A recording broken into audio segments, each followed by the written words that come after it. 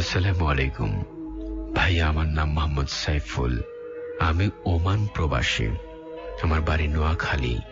এই ঘটনা আমি আমার বাবার কাছ থেকে শুনেছি। বাবার একজন ফুফাতো ভাই আর একজন খালাতো ভাই। ফুফা ফুফি দুজনেই ইন্টারে পড়তেন। তো তাদের পরীক্ষা চলছে। তারা রাত জেগে পড়ালেখা করতেন। তাদের অতিথি আসলে থাকার জন্য যে রুম রাখা হয়েছে তারা সেখানে পড়তে বসেছে। তাদের এখান থেকে বাজারে যেতে 10 মিনিট লাগে। তারা পড়তে পড়তে সন্ধ্যার পরে চা খাওয়ার জন্য বাজারে গেলেন। আসতে একটু লেট হয়ে গেল। তারা দুজন আসছে। তাদের বাড়ির সামনে একটা বিরাট বট গাছ আছে। ওখানে নাকি হিন্দুরা গাছটাকে পুজো করত। তো তারা দুজন আসতেছে। হঠাৎ তারা দেখে রাস্তার ওপারে একটা 1 বছরের শিশু গড়াগড়ি করছে।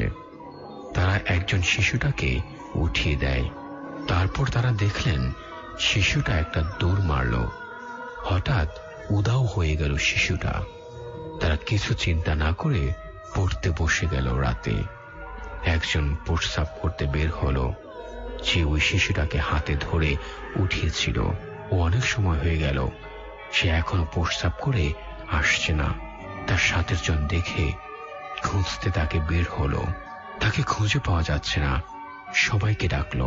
সবাই এসে টর্চ লাইট নিয়ে খুঁজতে বেরিয়ে পড়ল। হঠাৎ একজনের চোখ পড়ল সেই গাছটার উপরে। দেখলো সে গাছের উপরে বসে আছে। এভাবে সে গাছের উপরে গেল বলতে পারছে না কেউ। সে মোটামুটি সুস্থ হলো। এখানে শেষ নয়। কিছু একটা তাকে এখনো বারে বারে তাকে ক্ষতি করার চেষ্টা করে, কিন্তু তার কাজিন তার পাশে সব সময় থাকার কারণে তার কিছু ক্ষতি করতে পারছে না।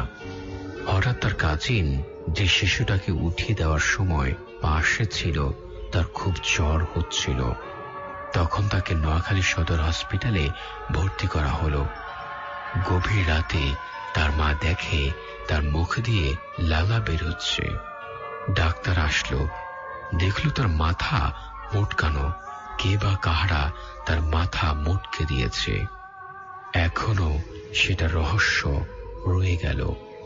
কবিরাজ বলেছে যে শিশুটা তাকে তার রাস্তা থেকে উঠিয়ে দিয়েছিল সেটা স্বাভাবিক ছিল না। যে শিশুটাকে উঠিয়েছিল সে তাকে মারার চেষ্টা করেছিল, কিন্তু তার সাথের জনের কারণে তাকে মারতে পারছিল না। তার জন্য তাকেই মেরে ফেলল।